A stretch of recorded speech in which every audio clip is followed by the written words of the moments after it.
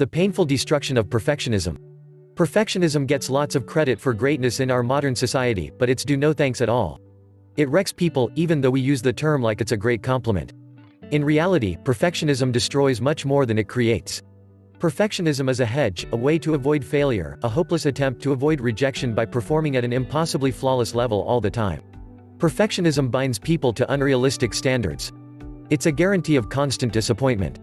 Perfectionism is also tied to some psychological disorders. Perfectionism is more significant than a flawed way of thinking, it's a way of life that took root early on in life. Consider the following questions. Do they resonate with you? Are you a perfectionist? 1. Do you think in absolute terms? Things are either great or terrible, black or white, happy or sad. Perfectionists tend to think in opposites, while others think along a continuum. 2. Does one small flaw in something you're doing make you feel it's worthless? 3. Your standards for yourself and others are more demanding than a situation calls for?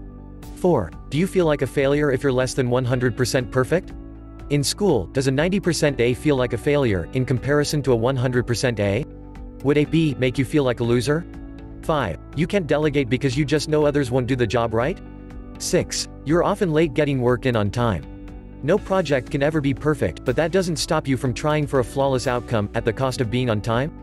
This can stem from taking too long to get started on a project because of constant tweaks and fixes to the requirements, or endless revisions to the finished product to make sure it's flawless beyond any reasonable standard. 7. Your self-image and self-confidence depend on your accomplishments and what others think of those? 8. You recognize your errors and focus on them far more than your successes, perhaps even imagining errors? 9. Do you think regarding should or must a lot?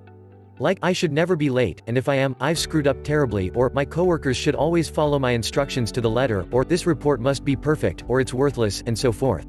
When we think in terms of should or must, we are often trying to impose our concepts of how others, even the world, should be. 10. Are feelings of accomplishment fleeting after successes? Outcomes of perfectionism.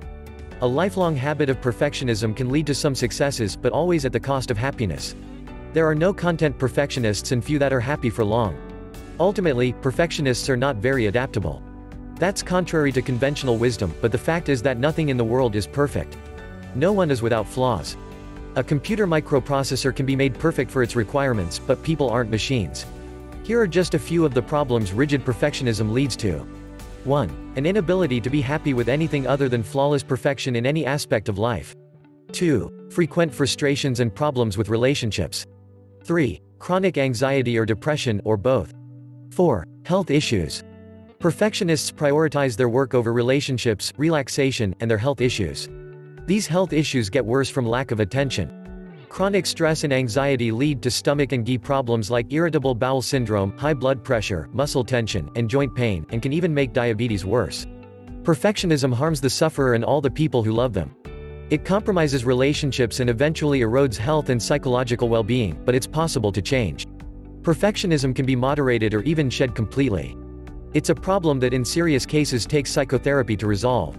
With love and effort, perfectionism is correctable.